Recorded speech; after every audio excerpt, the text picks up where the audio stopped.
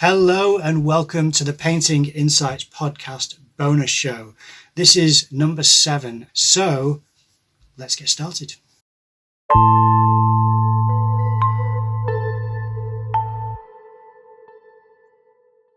Recently, I attended a Skillshare workshop. The first thing we had to do is tape down 6 squares on these A0 pages. I did mine a bit asymmetrical because that's what Gwyneth, who was running the course, said that you were able to do. She can explain it better than I can, so here we go. I always think that you think outside the box and do things that, use colours you would never use, that you would never normally use. I'm very nervous, actually. Great. This is amazing. But don't think about these lines. I can almost feel myself sticking to squares. Yeah, it's getting messy, so carry on, folks, and I'll let this dry. Now, I couldn't help myself here. Why would you say ignore the lines? What's the... Well, what it is it's to stop you focusing on a picture. It pulls you away from it. And when you pull the tape off, it's like when you crop an image sometimes, you end up with something that you never expected. Yeah. And can be quite wonderful. I can't explain what it does, but it's really, really good. It really is. It just changes your approach to how you work.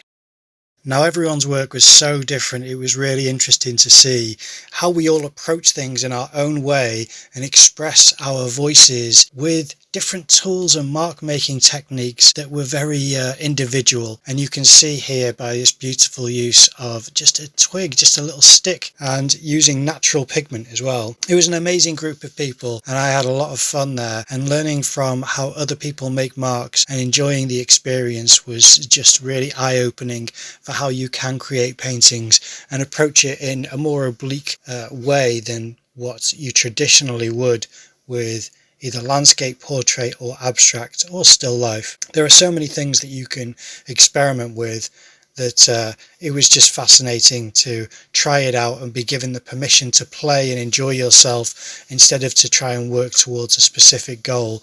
But I must admit, I only did a little bit of work and then I really liked walking around and looking at what other people were doing. I just thought it was wonderful.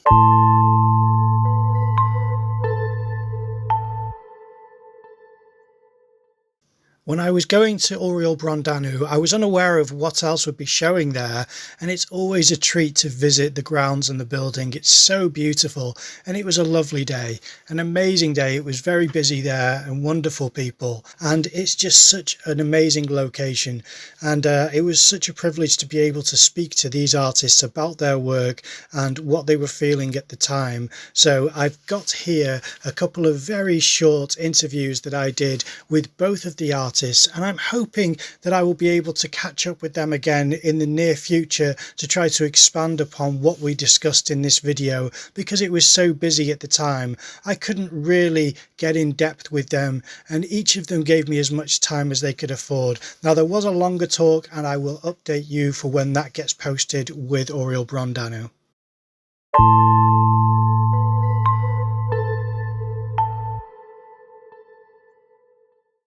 If you are enjoying the bonus show, then I would like you to know that you can get the 1-hour version of the bonus show with additional footage, like going on painting trips and going on road trips to go and visit artists, and some of the landscape and behind the scenes conversations and thoughts that occur on some of these road trips are exclusively covered in the 1-hour full bonus show that's on the Patreon channel. And I include bits of video footage that won't be put onto the YouTube channel at all. There's also group shows, and as much as I'm going to try and show some of this, I'm not going to be able to fit all of this footage into a bonus show for the public, because that's going to be exclusively on Patreon. If you can support us, it's the price of a cup of coffee, and it makes all of the difference to support the podcast and what we're trying to achieve, to provide you with great information and entertainment and coverage, and a network of different artists who have loads to share. I go on road trips with Ralph and discuss certain things with him. I also show some of the footage and behind the scenes of going to some of the hotels and places that we stay, which is great fun. Join us and I'll see you there. Thanks.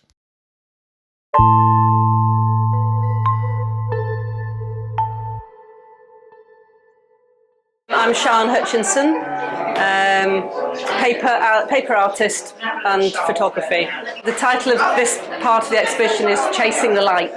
Being here, I was just here so much and so full on that I had my paper here, had my camera here, and I just went with what I felt I needed to do. So it was all quite spontaneous actually.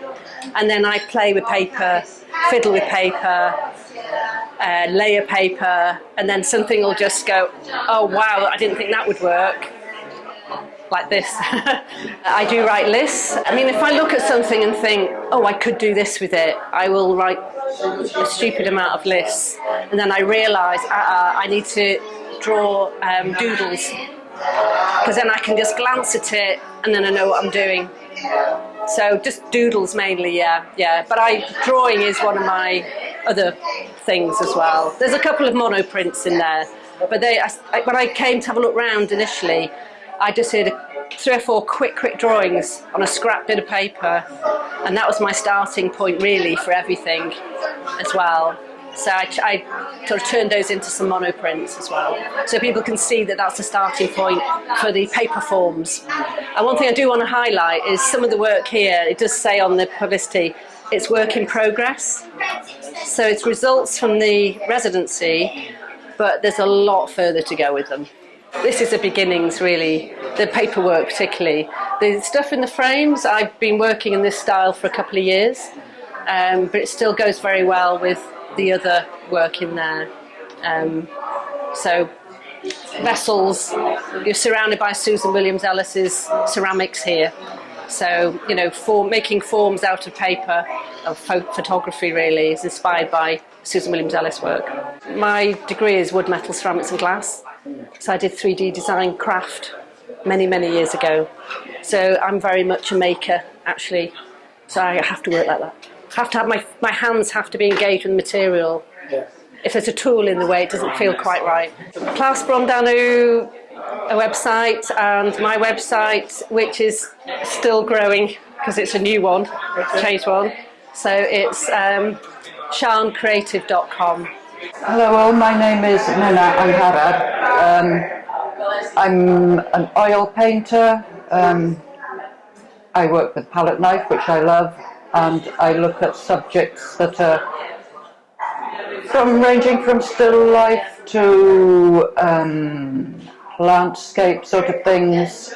What I like is the details of things that often get overlooked, and I just find them intriguing, and really you can focus on anything and find something in there, but plants particularly at the moment in this wonderful summer catch my eye, and I think we have a lot to learn from them, just in terms of their resilience, their beauty, they just unquestioningly get on with things and don't fight, and I admire them. I studied botany when I was at university, and I've always been a lover of nature, particularly plants, and maybe also the small quiet things in life. When I started out trying oil paint, I was doing a foundation course at I Am Sure.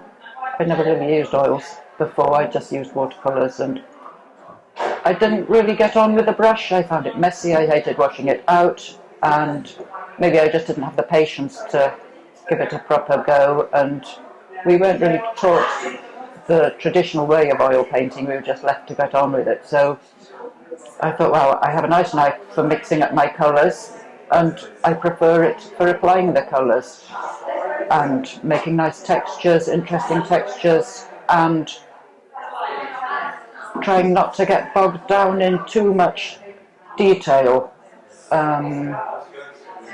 It is possible with a palette knife to go hugely sort of hyper-realistic, but that's not my thing at all. I more want to express the feeling of the thing without having every detail in there, so that it leaves room to breathe, as it were. A bit of, you have to make up things when you look at it and fill in the gaps perhaps sometimes. I like the action of the palette knife as well, and just its immediateness. If people want to see more of your work, where should they go? Well, this is the best place at the moment. Otherwise, my studio, I have a website, www.mennaangharad.co.uk, and similarly, my Instagram page has the same name. And yeah, people are always welcome to come and visit the studio down in not far from Hay-on-Wye. Thank you very much. Okay, so that is it for bonus show number 7. There's not many left until the end of the season, so I'm going to try to see if I can arrange for Richard to join me for the next bonus show, or at least one of them before the end of the season, because it'd be lovely to catch up with him. I know he's been busy, but for the time being, I know that I've got a lot that I can share with you from other people's work, not just the things that I've been getting up to, because I really do have the great privilege of meeting a lot of amazing artists all over North Wales and also in England, not just online for the international audience and international artists, which is another incredible experience that I feel very lucky to have. So there we are. I'll wrap it up and wish you well. I'll see you next month for bonus show number 8.